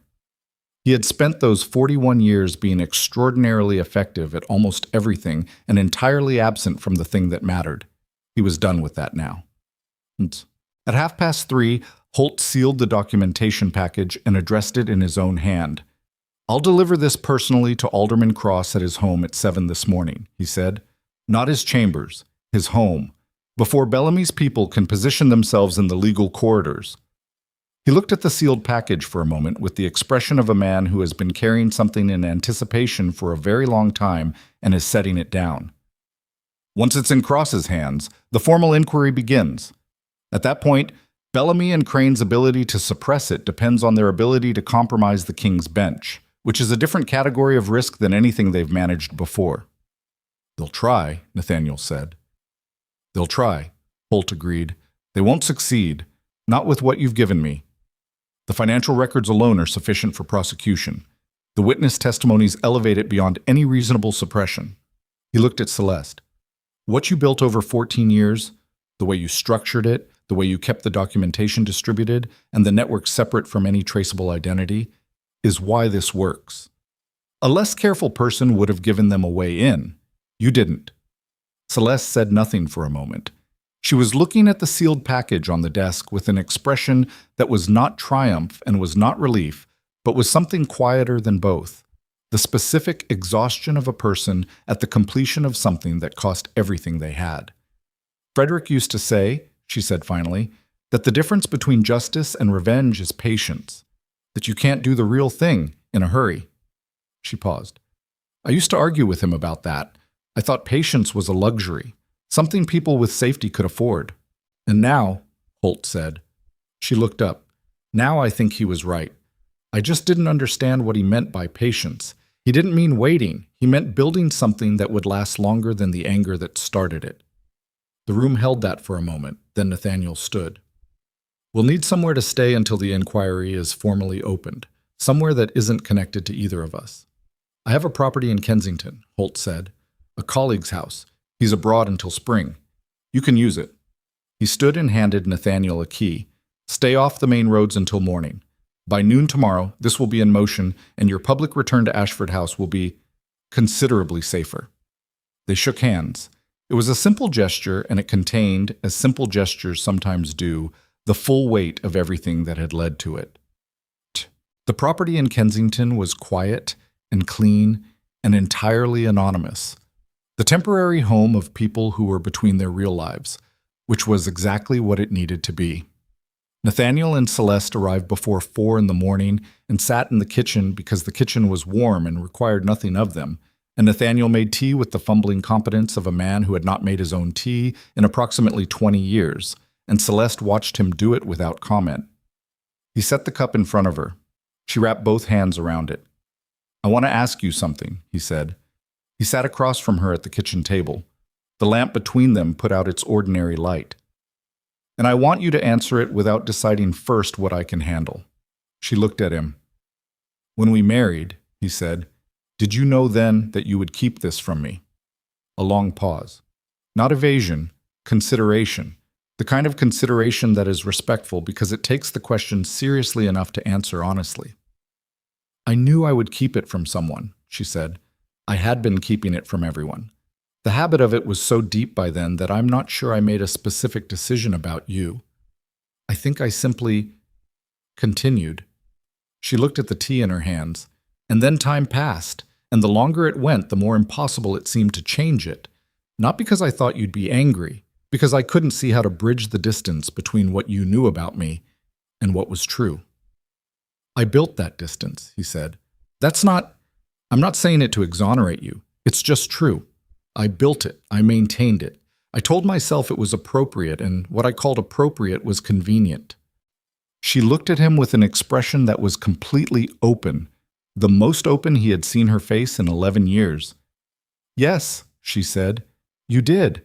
And I let you, because it was easier than risking what might happen if you actually knew me. The kitchen was very still. I know you now, he said. Not as a claim, as a statement of something that had happened in the past 4 days and could not be undone. He knew her the way you know a place after you've walked its difficult ground in poor weather, not as a concept or a surface, but as a thing with actual dimensions, actual resistance, actual depth beneath your feet. She looked at him for a long time. Yes, she said quietly, you do. The inquiry opened formally on a Thursday morning, 6 days after they returned to Ashford House. Nathaniel was in his study when Farrow brought the news. Alderman Cross had convened a closed preliminary hearing, the documentation had been entered into the record, and warrants had been issued for the financial records of both Lord Harwick Bellamy and Sir Edmund Crane. The process was moving with the speed that only happens when someone at the bench level has decided that a thing is going to happen and has removed the usual friction. Nathaniel read the note twice. Then he set it on his desk and sat quietly for a moment. He thought about Morton Marsh, who had been his solicitor for 20 years and had tried to hand him to men who would have found a way to make him and Celeste simply disappear from the public narrative. Marsh had submitted a resignation from his practice 3 days earlier, citing ill health. No one in London's legal establishment had questioned it loudly. Everyone understood what it meant. He thought about Frederick Dunmore, who had hidden letters inside a painting and sent it to an auction house, and trusted that the right combination of circumstance and human perception would put it in front of someone who could use it. Frederick had built an exit before the door. He had been careful to the end and careful even past it, leaving the shape of something that could be finished by people who came after him. He thought about the word patience the way Celeste had described it, not waiting, but building something that would last longer than the anger that started it. He picked up the note again. At the bottom, in Farrow's handwriting, was a single additional line. Lady Ashford has asked me to tell you she is in the library when you have a moment. He went to the library. She was standing in front of the painting. It had been returned to the reading stand where he'd first placed it. They hadn't moved it during the crisis, hadn't had time to think about it. Now it stood in the library's morning light, the woman beside the lake with her contained posture and her particular quality of being absolutely, unperformatively herself. Celeste had her back to him when he entered. She turned when she heard his step. The inquiry is moving, he said. I know. Holt sent word this morning. She looked back at the painting. I've been standing here trying to remember when that was painted. I can't place it precisely. Sometime in 1809, I think. Frederick commissioned it. I didn't know he'd kept it. Do you know who the painter was? A woman named Agnes Cord. She worked in Bristol. She painted the women in the network sometimes, not portraits for display. Records, Frederick called them. Evidence that they existed, that they were real people. A pause. I didn't know she'd painted me. Nathaniel came to stand beside her. They looked at the painting together. She caught something true, he said. What do you mean? The way you stand, the way you are in a room. He looked at the painted figure, the gray dress, the pewter lake, the manner at the canvas edge, and above all the quality of the woman's presence in the scene. Entirely herself, not arranged for anyone else's perception. She painted you the way you actually are. Not what you show in public. Not what you showed me for 11 years. He paused. The real thing. Celeste was quiet for a moment. When she spoke, her voice was lower than usual. Not emotional in the outward sense, but with that quality of someone speaking from a place they don't usually speak from. I used to think, she said, that keeping myself hidden was a form of strength, that the work mattered, and I didn't need to be known doing it, that needing recognition was vanity. She looked at the painted woman. Frederick argued with me about that too. He said there's a difference between vanity and deserving to exist in your own life. Nathaniel looked at his wife. He was right, Nathaniel said. She turned to look at him, and in her face was the expression he had first seen 4 nights ago. The complete version of her, with nothing managed or arranged, with the full weight of what she was and what it had cost her present and visible. I want to show you something, he said. He led her through the house, out the east wing, to the long corridor that connected the main house to the older section of the estate, a wing that had been used for storage for the better part of a decade, closed off, accumulating the particular dust of spaces that have been given up on. He unlocked the door at the end of the corridor and pushed it open. The rooms inside were large and cold and full of the stored furniture of previous generations. Chairs under dust covers, portraits stacked against walls, the ordinary archaeology of a house that had been lived in long enough to accumulate what it couldn't use. I want to convert this wing, Nathaniel said, not into guest rooms, not for the estate's aesthetic purposes. He looked at the cold, dusty space and saw it the way he had been seeing it since the farmhouse morning, emptied out, reordered, made into something functional. 6 rooms, comfortable ones, a common space, a small kitchen, a garden access from the rear. He looked at her. For women who need somewhere to be that isn't visible, not connected to any network that can be traced, just part of the Ashford estate, unremarkable, unannounced. Celeste stood in the doorway of the closed wing and looked at the cold rooms and said nothing for a long moment. The foundation, she said finally. When the network becomes official, when it operates openly, which it will now, it will need a different shape than what I built. Public-facing, structured, accountable in the ways it couldn't be before. Yes.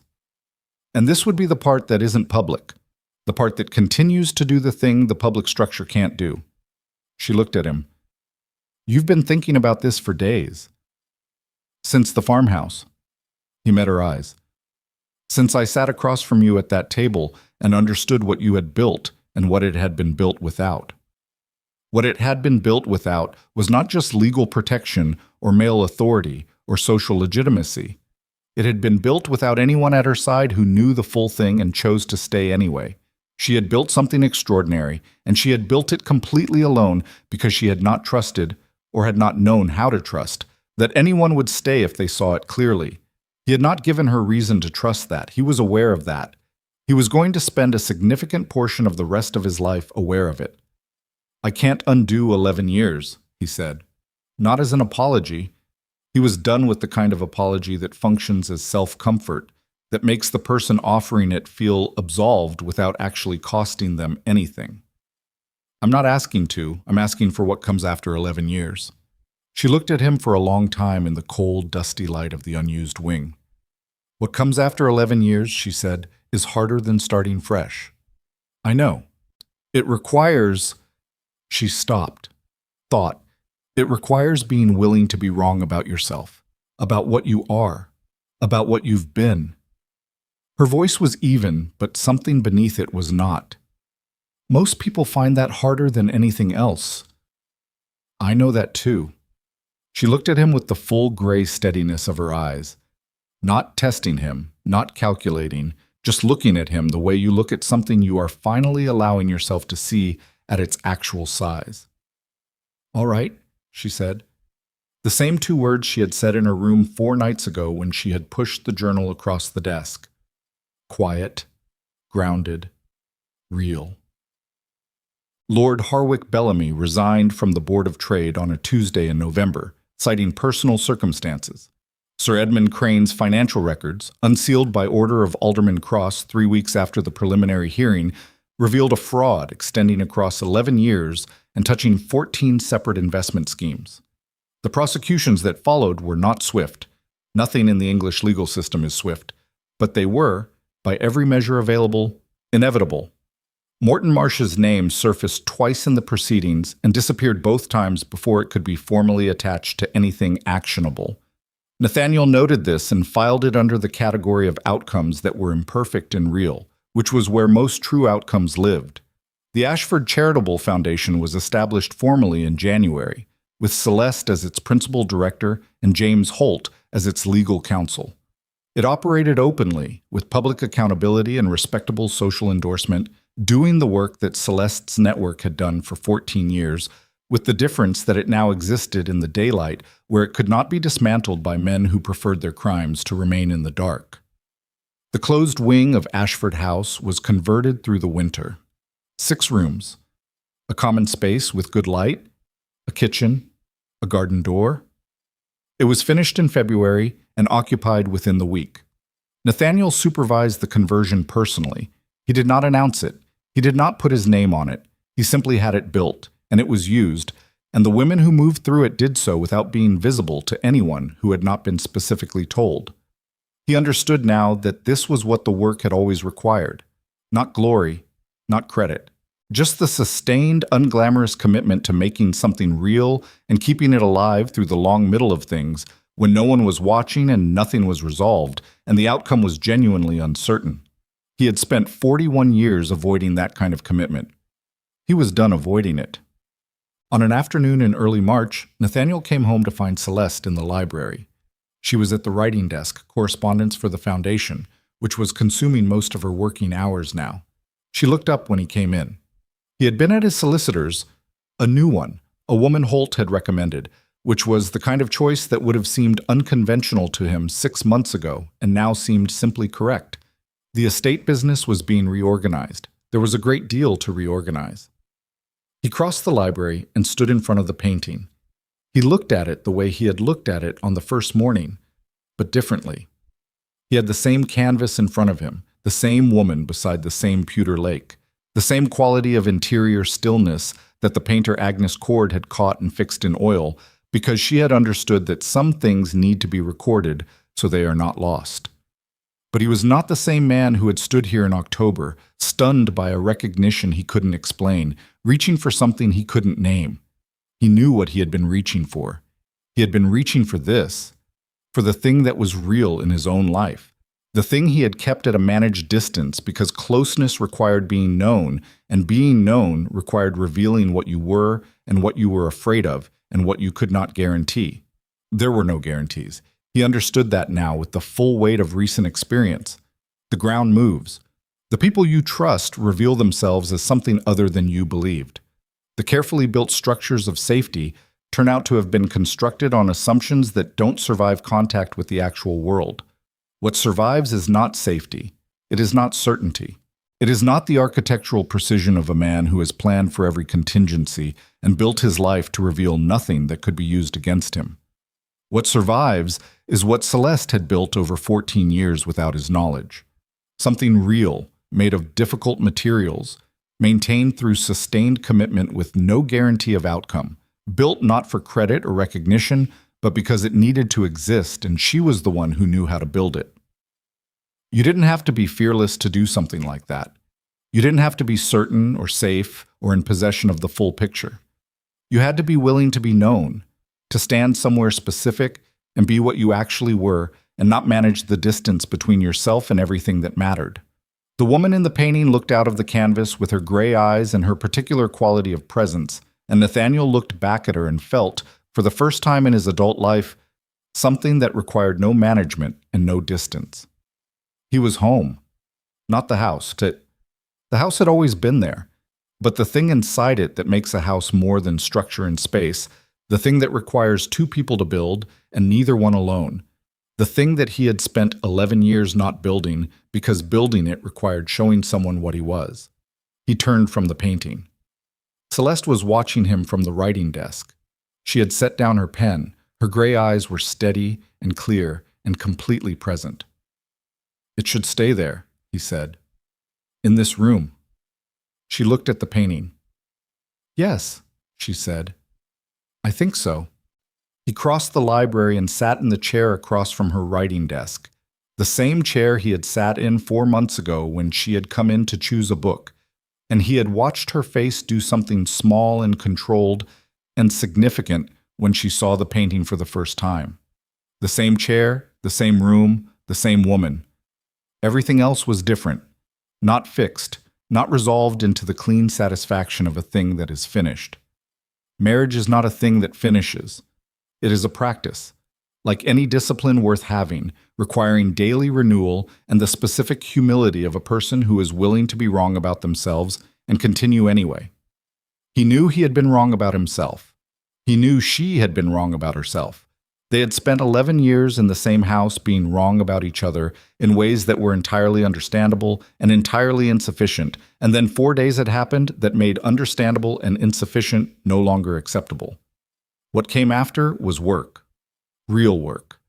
The sustained, unspectacular daily work of two people choosing, not once but repeatedly, in all the ordinary moments that don't feel like choices but are, to see each other clearly and stay anyway.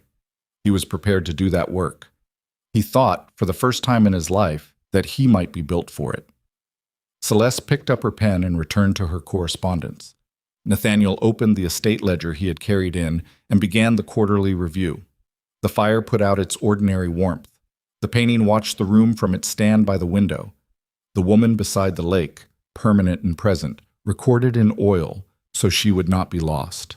Outside, the March afternoon was moving toward evening, with the slow grace of a city that has no interest in anyone's private reckonings, and continues in all its ordinary dimensions regardless. Inside, two people sat in a library they had shared for 11 years and inhabited it, for the first time, as themselves.